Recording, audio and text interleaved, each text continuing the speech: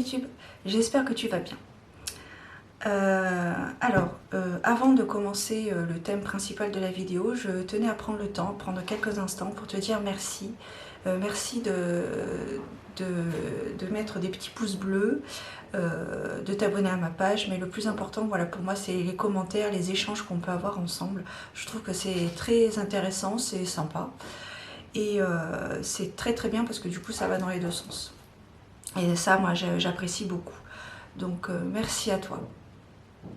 Maintenant, place à la vidéo. Donc, aujourd'hui, on va parler du Santa Muerte Tarot, Book of the Dead, le tarot de la Santa Muerte, qui a été produit donc aux éditions Lo Scarabeo et créé par Fabio Listrani. Donc, c'est un oracle. Non, ce n'est pas du tout un oracle. C'est un tarot de très très bonne qualité.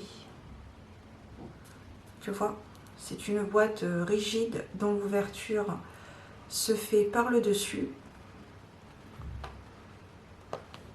Donc, qui dit Lo Scarabeo dit multilingue. Hop, donc les cartes, on verra ça tout à l'heure.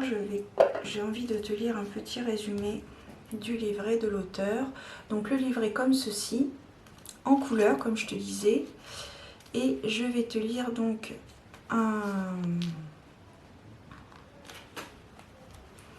un extrait de l'introduction que l'auteur se fait, parce qu'en fait c'est pas forcément, alors c'est pas un tarot que je conseillerais aux débutants, parce que les images ne reflètent pas forcément la méthode Rider-Waite. C'est plus pour faire honneur à nos anciens, en fait, nos ancêtres. Voilà. Ce que vous avez entre les mains est un jeu de tarot qui célèbre la vie. La tradition mexicaine rend honneur à la vie en s'inspirant des croyances et des cultes précolombiens. C'est à partir de là que sont nés les festivals et les traditions colorées et florales comme la Santa Muerte, la Calavera Catrina et le Días de los Muertos, le jour des morts. La mort nous apparaît comme quelque chose de négatif et d'effrayant à cause de constructions mentales erronées. Elle n'est absolument pas l'antithèse de la vie. Tout au plus, elle peut être considérée comme le contraire de la conception ou de la naissance, c'est-à-dire le moment où l'homme devient matière. Ce que vous trouverez dans cet ensemble d'images archétypales est une célébration en l'honneur de ceux qui nous ont précédés, de leur mémoire et de l'inconscient collectif qu'ils ont partagé et que nous allons alimenter, dont nous pourrons nous inspirer à travers le tarot. Nous avons toute une vie devant nous avant que n'arrive la mort. Alors pourquoi devrions-nous nous en soucier? La seule chose que nous devons redouter, c'est de ne pas vivre assez intensément. Voilà. Donc je voulais quand même te montrer quelques arcanes majeures. Parce que, ouais, voilà, pour les débutants, je pense que, enfin bon, ou alors collector, mais sinon pour les débutants, si voilà, pour les personnes qui n'ont pas assez qui n'ont pas trop d'expérience, qui débutent tout juste dans le tarot, voilà, tu peux l'acheter, mais bon, tu le garderas en collector, sinon je pense que tu auras des difficultés à l'utiliser tel quel. Pour apprendre le tarot, je pense qu'il est un petit peu compliqué. Parce que même le 10 d'épée n'est pas si effrayant que ça. Même si c'est pas une carte qui est forcément négative, on a pour habitude de voir le 10 d'épée comme dans une carte, dans une illustration qui fait relativement peur, qui est effrayante. Et là, ce n'est pas du tout le cas. Je te montrerai tout à l'heure, je vais te la montrer, je ne sais pas si je la trouverai tout de suite. Bon, bref. Donc là, nous avons la carte du jugement. Ça fait focus ou pas? J'ai pas l'impression, hein. Voilà, là ça fait focus. La carte du jugement. Ici on a la carte de la tempérance. Donc ce sont de très belles cartes, hein, quoi qu'il en soit. L'impératrice, de très très bonne qualité. Et elles sont vraiment très belles. Donc c'est vrai que même collector, ça peut être un très beau tarot.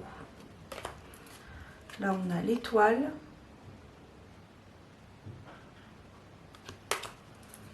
Le pendu, tu vois, le pendu qui n'est pas forcément à l'envers dans ce tarot.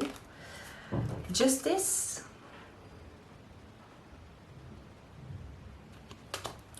le soleil. Et malgré tout, tu vois, là on arrive au soleil, c'est une carte lumineuse. Et malgré tout, tu vois, malgré le fait que ce soit le thème de la mort, je trouve néanmoins une certaine luminosité dans les cartes. C'est pas un tarot qui est spécialement sombre par les illustrations. Comme je te dis, c'est un tarot de... Enfin, comme je te dis. Comme je pense, c'est un tarot de célébration, et comme l'auteur le dit lui-même hein, dans le livret, c'est vraiment un tarot de célébration, c'est pour célébrer nos ancêtres, leur faire honneur, pour ne jamais les oublier. La lune, ici. Voilà. Je vais te montrer quelques arcanes mineurs également. Le 2 de Pentacle, qui est très beau aussi. Le Roi d'épée. Il est pas beau? J'aimerais bien faire une balade avec lui. Regarde, elle allume les bougies. Le 5 de bâton. Parce que tu vois, il n'y a pas forcément... Ah si, là, il y a 5 allumettes. Là, on a le 8 de coupe. J'adore cette carte, elle est très très belle. Je trouve qu'elle est magnifique. Elle est magnifique. Qu'est-ce qu'on a d'autre?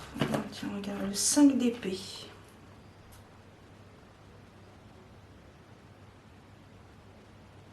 C'est magnifique. Alors, maintenant que c'est fait, on va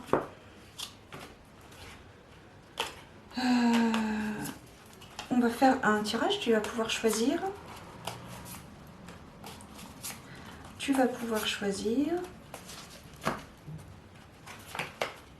Entre un cœur de sélénite. Bon, je crois que c'est la table de tirage qui ne veut pas être d'accord. Donc, tu choisis entre soit un cœur de sélénite, soit une pierre de lapis-lazuli. Donc, lapis-lazuli pour la confiance en soi notamment. Et le cœur de sélénite, qui est une pierre qui est conseillée dans les chambres. Elle apaise le sommeil, elle apaise l'esprit et facilite le sommeil. C'est très inspirant. Alors maintenant, on va prendre, parce qu'il me reste combien?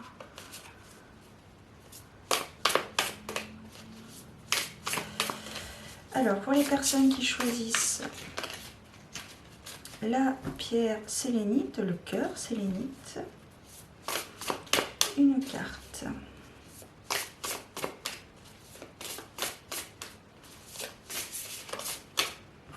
Hop, celle-ci. Et pour la pierre de lapis-lazuli,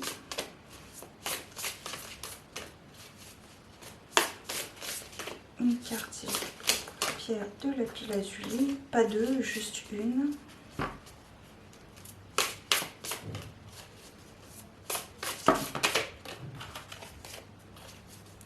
Juste une carte. Hop. Alors, pour les personnes qui ont choisi là, je fais comme ça, c'est drôle, bref. Pour les personnes qui ont choisi le petit cœur de sélénite, on a le Roi de coupe.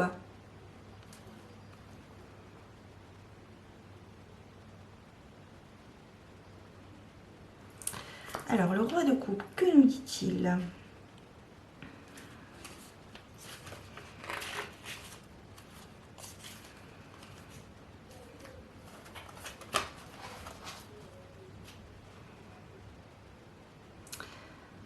Le Roi. Ah. Si. C'est que j'avais pas les yeux en face du trou. Si je mets comme ça, non, c'est pareil. Ayez confiance dans vos émotions ou fiez-vous à l'inventivité d'un homme qui se trouve à vos côtés et qui vous aidera dans le succès de votre entreprise. Donc en gros, persévérez, continuez sur votre chemin et acceptez l'aide que l'on peut vous proposer. Et puis là en plus ça fait pas focus. Ça c'est l'avantage quand tu filmes le soir. Pas trop de problème avec le focus. Et pour les personnes qui ont choisi donc là lapis lazuli, vous avez le 8 de pentacle. C'est pas magnifique?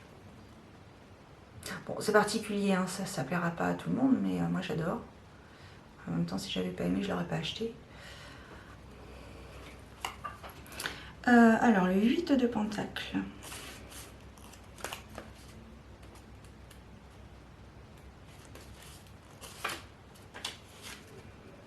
Ah non, ici c'est les deniers, je crois. Les pentacles, ce sont les deniers. Voilà. Et on est donc sur le 8.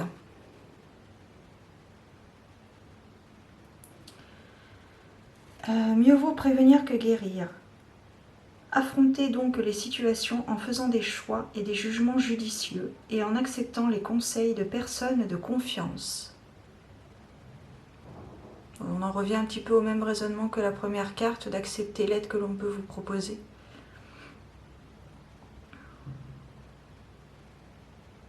Voilà. Ce sont deux magnifiques cartes. Hein. Vraiment. Le roi de pentacle.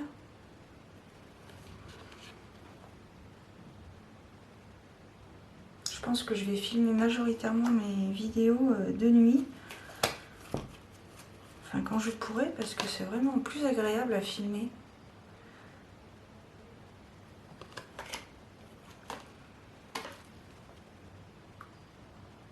C'est vraiment très très joli comme oracle, comme tarot. Un très beau tarot que je ne conseille pas aux débutants. Bon, même si je n'ai pas la prétention de dire que je suis une experte en la matière en ce qui concerne les tarots. Mais si vous débutez, enfin voilà, si vous recherchez un tarot pour apprendre le tarot, celui-ci serait peut-être pas un bon choix. Mais sinon, de façon collector, il n'y a pas photo là-dessus. Il est superbe. J'espère que ça t'a plu. Si tu veux me laisser un commentaire pour me donner ton avis, n'hésite pas. Voilà, je te souhaite de très belles choses. Prends bien soin de toi et foi. Je t'embrasse. À bientôt.